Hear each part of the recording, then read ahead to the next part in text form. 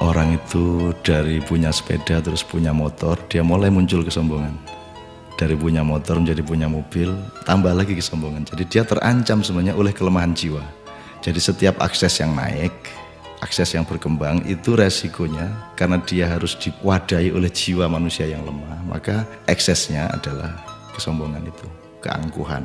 Jadi singkat kata, makin kita kaya, makin terancam untuk hancur oleh kesombongan. Dan ini bukan hanya soal kaya, makin pinter juga biasanya makin sombong, Mas.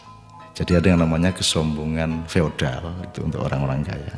Ada kesombongan kuasa, itu orang tuh makin berkuasa makin sombong, makin tidak tahu bagaimana berdiri sejajar dan dengan orang lain.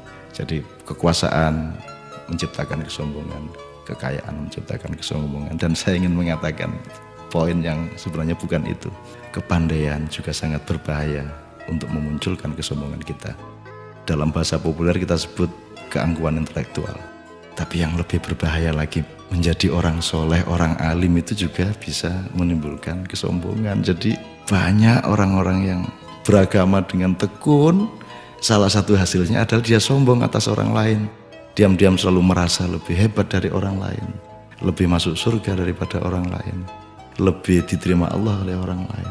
Jadi teman-teman sekalian, sesungguhnya ajaran yang paling dahsyat keindahannya adalah ajaran mengenai tawadhu, ajaran mengenai kerendahan hati.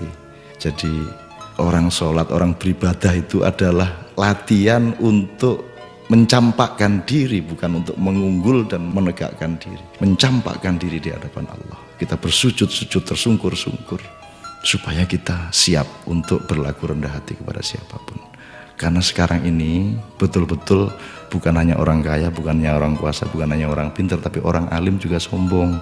Itu namanya kesombongan, kesombongan orang alim. Jadi tidak lantas kita jangan jadi alim supaya tidak sombong, atau jangan tidak kaya supaya tidak sombong, tidak begitu. Tapi kayalah, tapi tidak usah sombong.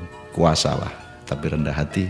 Pandailah, karena itu menjadi justru lebih arif dan menjadi alim serta solehlah, supaya engkau mampu merendahkan dirimu di bawah orang yang paling rendah pun di kampung-kampung yang kumuh tempat engkau lewat dengan kakimu.